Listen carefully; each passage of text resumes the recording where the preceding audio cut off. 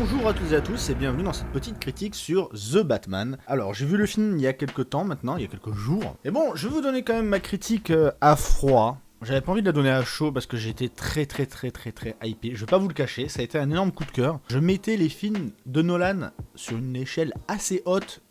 Dans l'estime des meilleurs films Batman, on va pas se le cacher, parce que il y a eu du bon et du moins bon dans le Batman, hein, voilà. On va éviter au maximum de spoiler, hein, voilà, il y aura pas de spoil du tout dans la vidéo, il y aura des petites infos qu'on voit dans les bandes annonces, donc si vous n'avez pas vu les bandes annonces, bah voilà.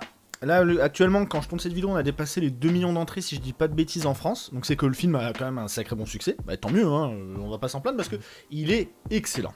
J'ai vu beaucoup de critiques et de gens qui disaient « Ah, le film il est quand même très noir, le film il est quand même...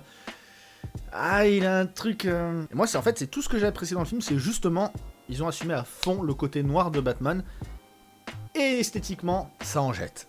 C'est-à-dire que les ombrages et les jeux de lumière sont magnifiques, les entrées de Batman sont très bien mises en scène, hein. C'est de la mise en entrée c'est l'entrée d'un super-héros avec la petite musique qui va bien...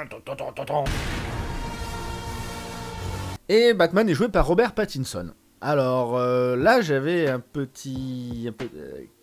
voilà, j'étais à la mode de... Bon, Robert Pattinson, ok, je sais qu'il a fait des bons films, il y a des films dans lesquels je l'ai trouvé excellent, mais qu'est-ce que ça peut donner en Batman?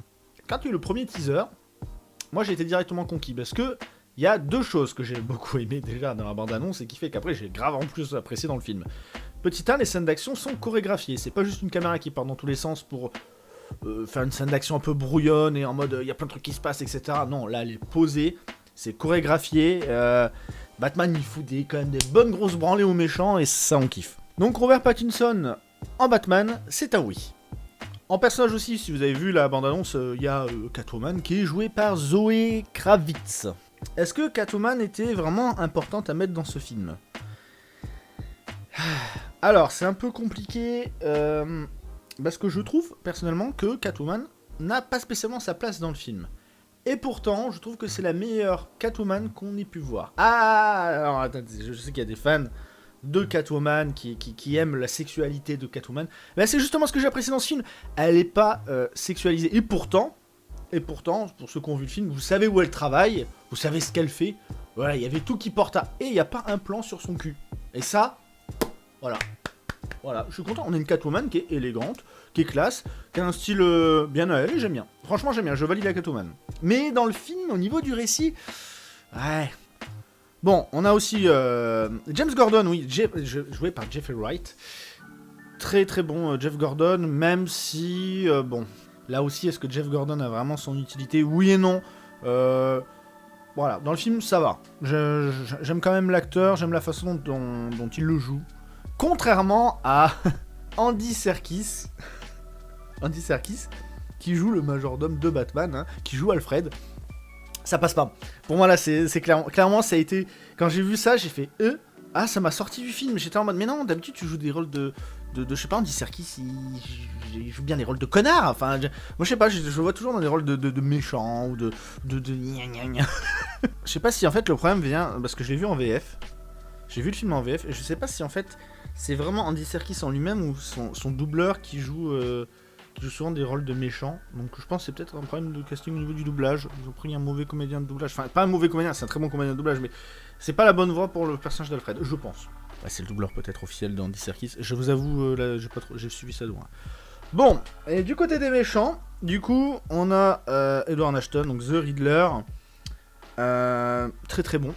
Très bon. Que j'ai beaucoup apprécié, on va venir après vite fait sur l'histoire. Et on a aussi du coup le Pingouin et Falcon et deux trois autres méchants de l'univers de Batman. Bon alors le Pingouin, que joué par Colin Farrell, qui est très bien maquillé et que j'ai adoré la prestation, qui est excellent, il y a plein de petits gimmicks à gauche à droite. Bon, Edward Ashton, sans spoiler ni quoi que ce soit, c'est très bien aussi, il n'y a rien à dire. Donc voilà, côté méchant, c'est très bon. Maintenant, côté histoire, qu'est-ce que ça nous raconte de beau, Batman?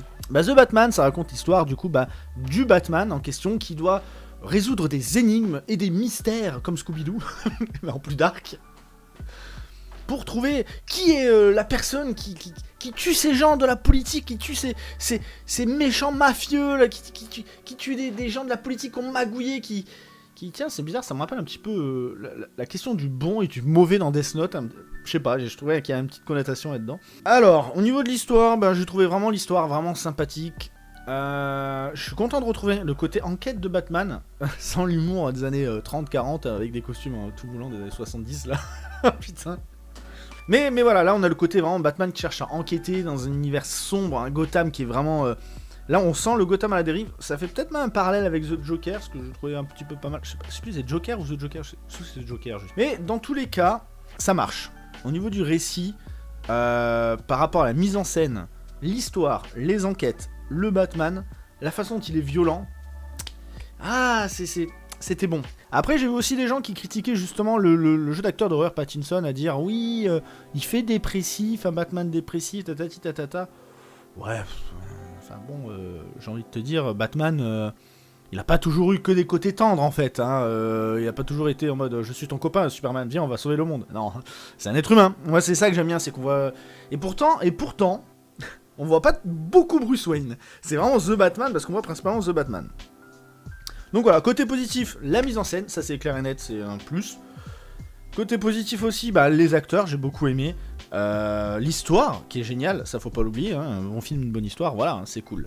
Mais on va rentrer un petit peu dans le négatif. Bah, pour moi, déjà, l'histoire, c'est du positif, il y a plein de choses qui auraient pu être retirées parce que le film est long. Et je pense que je suis pas le seul à le dire, hein, j'ai regardé 2 ou 3 autres critiques, beaucoup de gens s'accordent à dire que le film est long. Surtout pour tout ça, à la fin, voilà, le film est très long. Il s'étire au maximum. Tant, il y a des super scènes d'action, notamment celle qu'on voit dans la bande-annonce avec la Batmobile. C'est un chef-d'œuvre.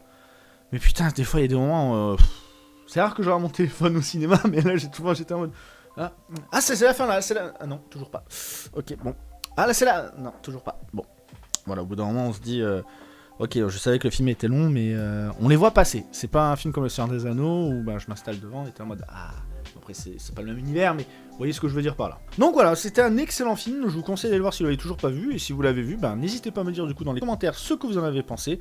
Voilà, c'était la petite critique ciné. Il va y en avoir de plus en plus à l'avenir, puisque bah là, comme vous voyez, il y a de moins en moins de choses, etc. Donc je vais bientôt déménager, là on approche, ça y est, on approche, c'est dans 2 semaines, enfin peut-être un peu moins du coup quand la vidéo sortira. Et du coup, ben, il y a un cinéma juste à côté, c'est pas cher, donc ça va permettre d'avoir l'occasion de voir plein de films, de faire des petites critiques. Soit on fera des critiques comme ça un peu plus détaillées en temps moyen, c'est-à-dire entre 5 et 10 minutes, soit on fera des chrono-critiques, donc des critiques de moins de 2 minutes, donc des petites shorts, peut-être que je ferai ça sur Instagram ou TikTok, ou attends, il y a tellement de réseaux. Soit on fera des grosses vidéos quand c'est un gros film que j'attends. Alors The Batman était un gros film que j'attendais, pour le coup, mais j'ai pas grand-chose à dire dessus en fait. Moi j'ai vraiment apprécié, et je suis pas un pro de cinéma, de la technique ou autre, moi je donne juste mon avis, vous l'avez. Et voilà, donc maintenant vous n'hésitez pas à lâcher le pouce bleu, à vous abonner et compagnie, et on se dit à très bientôt pour une prochaine vidéo. Allez, salut à tous.